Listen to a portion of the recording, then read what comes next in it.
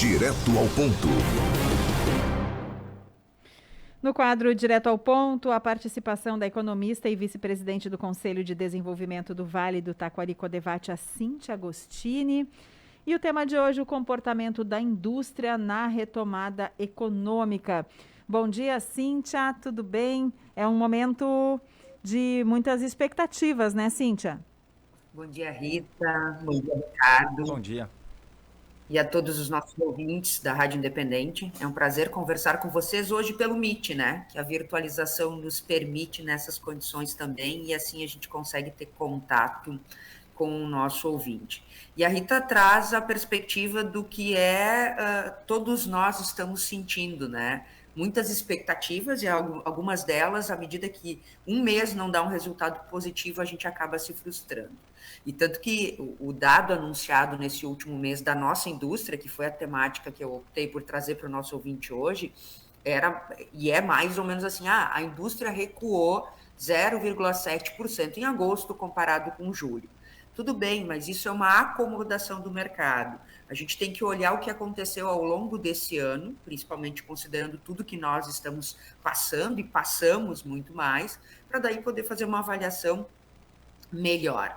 E essa avaliação melhor nos indica que, dos 26 setores que são analisados, e aí imaginem os mais diversos nisso tudo, desde a indústria química até os veículos, até a indústria de alimentos, cosméticos, farmacêuticos, entre tantos outros, dos 26, na verdade, grandes setores, 7 deles já voltaram e recuperaram a sua produção no pré-pandemia, ou seja, já conseguiram a retomada para antes do que a gente teve desse 1 ano e meio, quase 2 anos de pandemia.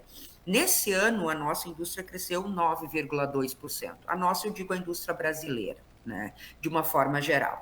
Isto é um dado positivo, à medida que a gente está recuperando aquilo tudo que nós perdemos. Por óbvio, o melhor patamar que a gente tem da indústria brasileira dos últimos anos é em 2011. E sim, nós estamos abaixo quase 20%, 19% daquilo que foi o melhor patamar em 2011. Só que nós temos que levar em conta diversos fatores. E isso é uma preocupação que a gente tem que ter. Não existe uma análise, uma resposta simples para uma questão tão complexa como essa e como tantas outras, quando a gente olha as dimensões econômicas.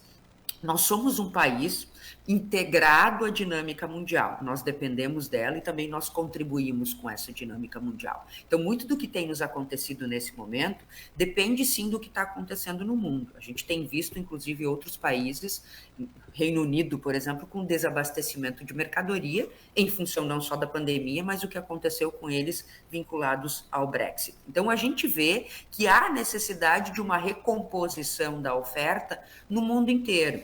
Nós temos casos aí de indisponibilidade de matéria-prima, indisponibilidade de logística, e que isso afeta a indústria de todo o mundo e a indústria brasileira. E tem características que são características internas. A gente ainda tem uma taxa de desemprego alta que impacta na demanda, ou seja, então eu tenho um problema na perspectiva da oferta, mas também tenho um problema na perspectiva da demanda, porque nós não tivemos ainda uma retomada que dê conta de uma valorização salarial, de uma diminuição desses 14 milhões de desempregados que seja substancial. Se nós olharmos particularmente por setor, nós temos aí setores que no último mês decaíram, outros que recompuseram a sua produção. Fato é de que a indústria ela é muito relevante na retomada econômica, e aí para mim encerrar a fala de expectativas, porque ela agrega valor e ela emprega pessoas e ela entrega produtos que contribuem muito nas cadeias produtivas e ao fim e ao cabo no nosso produto interno bruto e sim, potencialmente na retomada econômica. Estes dados que nós temos aqui e o que está demonstrando, tem setores que precisam ainda, né, ou a maioria deles precisam ainda recompor, né, as suas condições, considerando todos esses aspectos, para aquilo que a gente viveu pré-pandemia. Mas nós já estamos num ritmo de retomada e sim, a indústria brasileira cresceu nesse último ano 9%. Obviamente, a base comparativa é uma base de 2020 que ela foi prejudicada, mas nós temos sim uma recomposição de parte dos setores e a expectativa que os demais venham na sequência e a gente tenha uma retomada mais adequada, à medida que esses problemas todos que a gente está vivenciando, tanto de oferta como de demanda, sejam melhores estruturados e reestruturados no mundo e no Brasil. Embora, né, Cíntia, a gente sabe que a pandemia trouxe dificuldades para todos, mas comparar a indústria com os serviços ou comércio, ela foi menos afetada, né? Porque as coisas continuaram acontecendo, por mais que algumas medidas foram tomadas. A gente teve até aqui na nossa região, em Lajeado, né, os frigoríficos que tiveram que ser fechados através até de ação judicial, mas depois se tomou com os cuidados, enfim. É uma retomada que é importante. Agora, chama a atenção essa comparação com 2011, quando você fala do mais alto patamar do nosso setor industriário, de 20%, que ainda estamos, né, tendo que recuperar bastante coisa. Te chama a atenção algum setor da indústria de forma específica, seja aqui na região, no Rio Grande do Sul, no Brasil, que está melhor e aquele que está precisando de maior retomada nesse momento? Se nós observarmos um setor que emprega muito e vem ao encontro dessa tua fala, né, Ricardo? O que está em piores patamares ainda hoje é o setor de veículos automotores, né?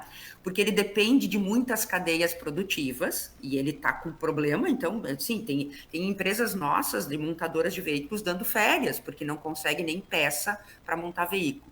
Mas isso é agora. O que vem nessa caminhada é que se a pessoa não tem renda lá na ponta, ela não consegue comprar. Então, por mais que a indústria tenha tido condições de trabalhar, ela não tinha para quem vender naquele momento. Por quê? Porque outros setores estavam prejudicados e a renda da população, de uma forma geral, estava prejudicada. Agora, nós temos setores que é, por exemplo, no nosso caso aqui, né, que é o da região, de bebidas, de alimentos, que teve, né, seus movimentos, como você mesmo disse, mas que ele mantém uma estabilidade maior. Outros que nesse momento estão sendo muito afetados, por exemplo, a área de produtos químicos. Farmacêutico, que cresceu muito lá atrás, agora está sendo afetado também pela indisponibilidade de matéria-prima no mercado internacional e da produção. Observem que eles variam ao longo do tempo. E nós não podemos esquecer, Ricardo, que eu acho que isso é importante para o nosso ouvinte, de 2011 para cá, a gente não tem só a pandemia. A gente tem uma crise brasileira entre 2015 e 2016, que o PIB decresceu 7% nesses 2 anos. Então, nós temos 2 momentos bastante críticos nesse último período e que dão conta desses dados da nossa indústria.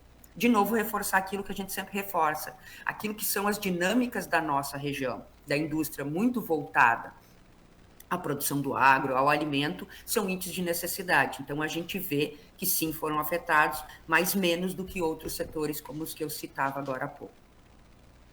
Tá certo, obrigada, Cíntia. Participa conosco sempre às quartas-feiras no Direto ao Ponto. Ela que é economista e vice-presidente do Codevate, a Cíntia Agostini. Obrigada, Cíntia, e até a próxima semana. Até a próxima semana, gente. Uma boa semana a todos, um beijo e fiquem bem. Um abraço. Cíntia Agostini, economista, vice-presidente do Codevate, agora 10 horas e 33 minutos, 17 graus e 7 décimos.